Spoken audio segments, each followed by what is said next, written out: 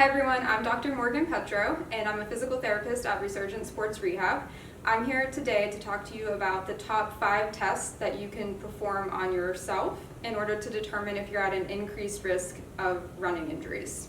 So these tests all look at the necessary range of motion, strength, and stability that are required for a healthy and powerful run. And while completing these tests, if you find that something doesn't feel right or if you notice something needs to be addressed, I will be providing some tips and tricks to address that. And you can also follow up with your local physical therapist for further evaluation and treatment.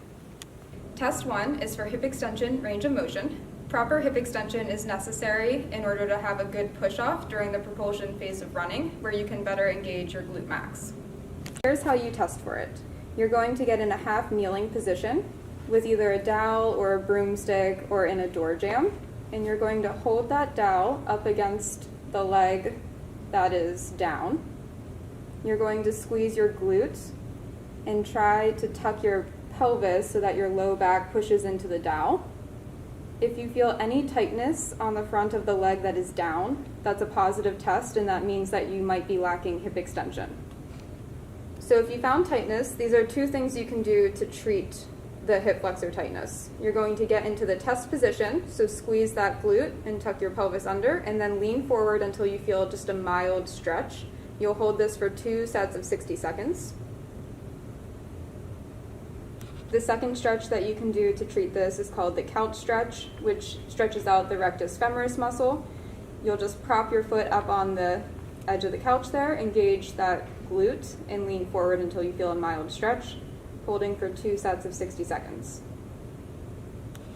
Test number 2 is for ankle mobility. Having proper ankle mobility allows you to lean into your run so that you can engage your glutes and decrease stress through your lower legs. To test for ankle mobility, you're going to find a wall and get in the half kneeling position. It would also help to have a ruler or a tape measure with you so that you can check how far away you are from the wall. What you're going to do is start about 9 or 10 centimeters back. Try to keep your heel down as you drive your knee to the wall. So normal mobility, you should be able to touch your knee without your heel lifting up and without your arch collapsing inward. If any of those happen, you're going to either slide forward a little bit and then recheck. And you'll be able to figure out which measurement you have, and you're going to compare to the opposite side.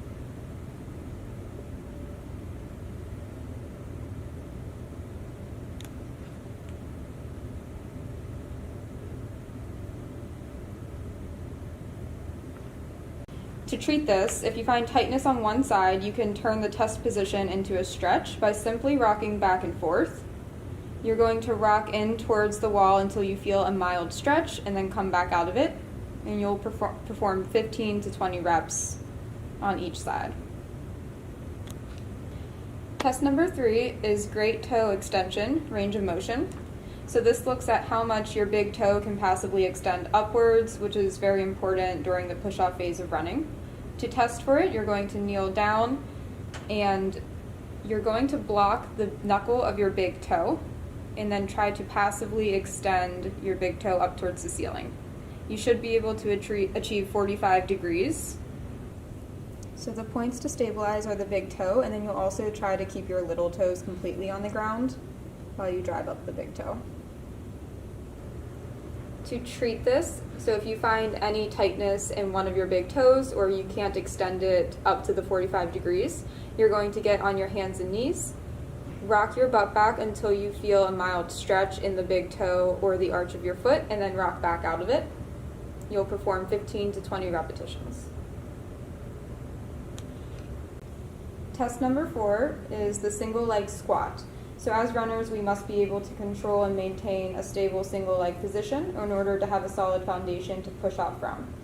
To test for this, you're going to stand in front of a mirror, go onto one leg, and attempt 3 single leg squats. While you're squatting, you're going to check in the mirror to see if your knee is going in a straight line, so not caving inwards or outwards. You're going to check the arch of your foot to see if it is collapsing in. And you're also going to look at your trunk to see if it's leaning one side or the other. If any of these compensations occur, then you'll move into a treatment in order to have a more stable squat position. In order to treat this, you're still going to perform the squats in front of a mirror, but this time you're adding a stable surface below you. So this could be as simple as a chair or a bench. You're going to squat down on one leg, completely rest and pause, and then stand back up again.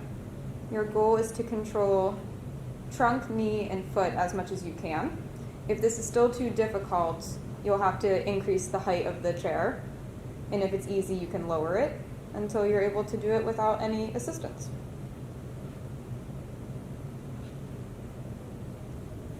Test number 5 is the single leg hop test. Running is essentially a series of single leg hops, so it's important for us to be able to control the load and push off with good quality spring. To test for this, you'll stand on one leg and hop up and down 15 times in a row.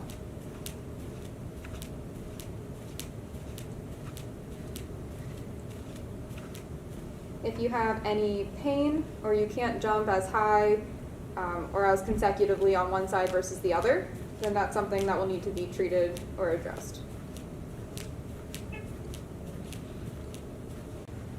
To treat for this, whichever leg had difficulty with the hopping will be in the front. So you're going to rest your back foot on a bench or a couch, put about 20 to 30% pressure into that back leg, and then hop up and down 15 times. This should take weight off of the front leg and allow you to start working on the spring and be pain-free while performing it. The goal is to be able to perform this without any assistance. All right, thanks for watching. These are a lot of the tests that I use with the runners that I work with at Resurgent Sports Rehab to help them get back to full function. So I hope you learned something and found a new way to improve your own running. And remember, if you found any issues or had difficulty with any of these tests, it's best to address them with a healthcare provider for a full assessment and evaluation.